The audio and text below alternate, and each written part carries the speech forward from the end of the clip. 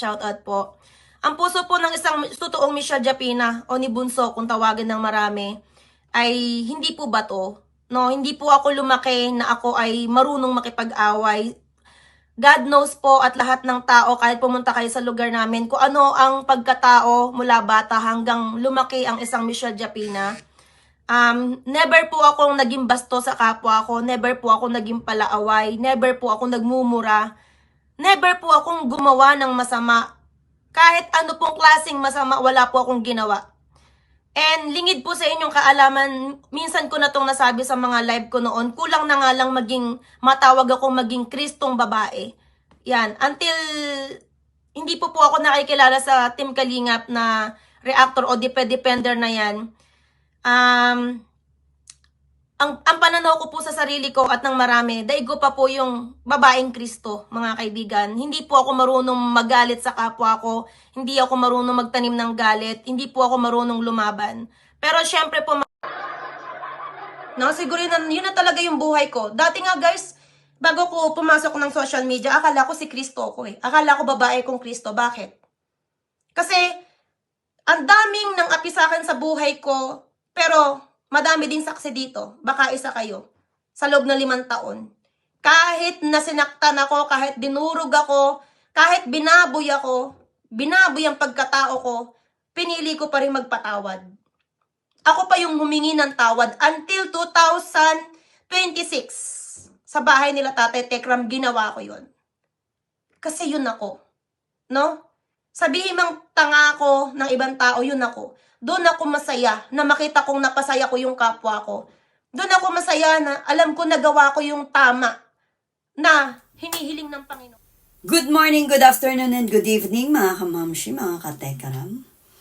At dyan na rin po sa mga taga-kalingap, ay nakikikalingap na rin. Wala namang masama, di ba? Hindi naman tayo pinagbawalan ni Tatay Tekram na mag-vlog. At wala naman akong ginagawang masama. Pero eto, narinig nyo ba? Narinig nyo ba yung sinabi, yung pinahayag ni MJ? Ha? Hindi ba kayo kinilabutan? Grabe.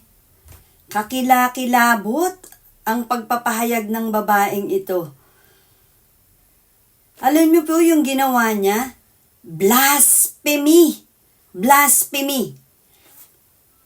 Pambabastos sa ating Diyos.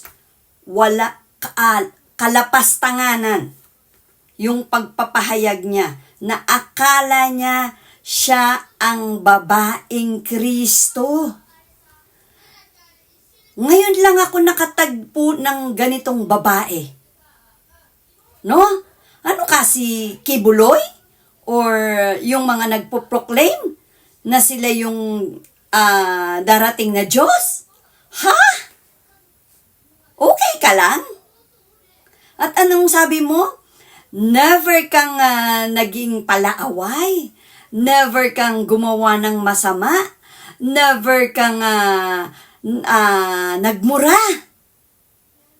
Hala, never na girl ka pala. Grabe no, hindi mo ba alam na nasa sinapupunan pa lang tayo ng ating mga ina, na may kasalanan na tayo. Tapos sabihin mo na never kang naging bastos, wala kang ginawang kasalanan. Ha? Lakas ng tama mo, girl. Ang lakas ng tama mo. Tapos sasabihin mo, daig mo pa ang babaeng Kristo? Hindi ka na ba nahiya? Ako kinilabutan nung sinabi mo yun kasi hindi yan karapat dapat binibigkas ng isang taong katulad mo. Inaangkin mo na babae kang Kristo, grabe ang pambabalahura mo, hindi mo ba alam? Ha? Anyari? Kasalanan sa Diyos yung pagpapahayag mo ng ganyan. Hindi dapat na binibigkas siya ng isang tao, lalo na katulad mo. Sa mga nakarinig, kayo ba? Okay lang sa inyo? Pahayag ba kayo bastos-bastosin ang ating Diyos na pinaglilingkuran? Ang ating Diyos na sinasamba tapos sasabihin ng isang taong ito na balahura? Na siya daw, akala niya siya ang babaeng Kristo? Anong meron? Ba't nasabi mo yan? Diba?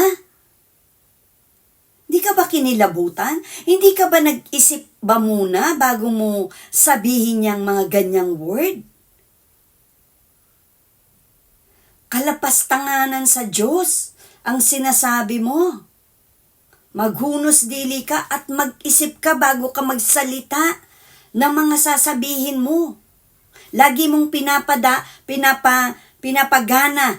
yung emosyon mo. Kaya kung ano-anong nasasabi mo. Sabi mo, less talk, less sin, pero ikaw ang napaka. Lahat na lang binibigyan mo ng pansin. Kaya ganyan ang nangyayari sa'yo. Alam mo, nakakaawa ka sa totoo lang. Nakakaawa ka.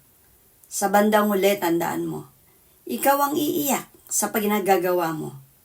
Ikaw ang magdurusa. Yan yung mga bagay na kung anong tinanim, siya ring aanihin. Nakakakilabot yung mga pinagsasabi mo, yung pag-proclaim mo.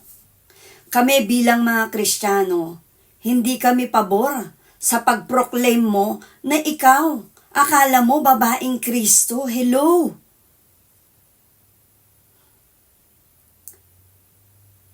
Grabe! Ano na nangyayari sa mundong ibabaw? At pati ikaw nagpo-proclaim na ikaw ang babaeng Kristo. Baka dun sa sabungan yung sinasabi mo. Ha, MJ? Sa sabungan. Ha? Matulog ka nga kaya ng mahaba para makapag-isip-isip ka naman ng medyo maganda-ganda. Kasi eto, no? Mga kamamsi, mga katekram, mga kalingap. Oh, naku, galit na yan. Hindi daw siya palamura, no? Pero nagpunta ako ng kalingap, pinagmumura ko. Lumalabas ang tunay na ugali ni MJ. Kawawa ka naman. Alam mo, naawa na lang ako sa'yo, sa totoo lang. Kasi sobrang taas ng tingin mo sa sarili mo at hindi ko akalain pati sa Diyos ihahambing mo yung sarili mo. Antindi mo? Antindi mo. Wag ganyan. Alam mo, pag bumagsak ka, ay nako. Tignan mo si Satan. Sobrang taas ng tingin sa sarili. Ayun, sa napunta. At narinig ko pa, sinabi mo, para kayong nasa impyerno. Ang gulo mo eh. Sabi mo, babaeng Kristo ka, tapos nasabi mo, naranasan mo na para kayong nasa impyerno. Taliwas. Taliwas yata. Diba? Lagi namang taliwas eh. Kasi, sobrang sinungaling mo. Sa totoo lang. Ikaw yung nakilala kong babae na sobrang sinungaling. Kaya hindi ako magtataka kung lahat ng basher mo lumalabas ngayon. No? Ako hindi ito paninira. Hindi paninira yung ginagawa ko. Nagsasabi lang ako ng nakikita ko at narinig ko. At ayan. Yan. Ang dami pa pala akong hindi nalalaman mula sa Kalingap supporters. Mabuti na lang. Mabuti na lang pinalayas mo ko. Kung hindi mo ako pinalayas, hindi ako maglilipad. Kaya salamat. Salamat. binigyan mo ko ng pagkakataon na maka-experience naman na lumipad. Kasi 5 years, stay put ako dyan. Kaya panindigan mo rin yan. Sabi mo, mahal mo ang Tekram eh. Family mong Tekram, panindigan mo 5 years ha. Huwag ka magbablog. Diba? Deal or no deal? Okay yan. Maganda yung ginagawa mo. Pagpatuloy mo lang.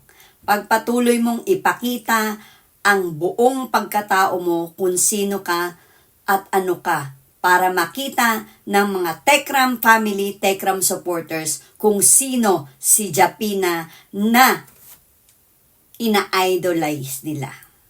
No? Kaya, pagbutihin mo lang, MJ. Maganda yung ginagawa mo. Mag-isip-isip ka sa mga sasabihin mo. Dahil tandaan mo, may kabayaran lahat ng kasalanan. Good luck, girl. Good luck.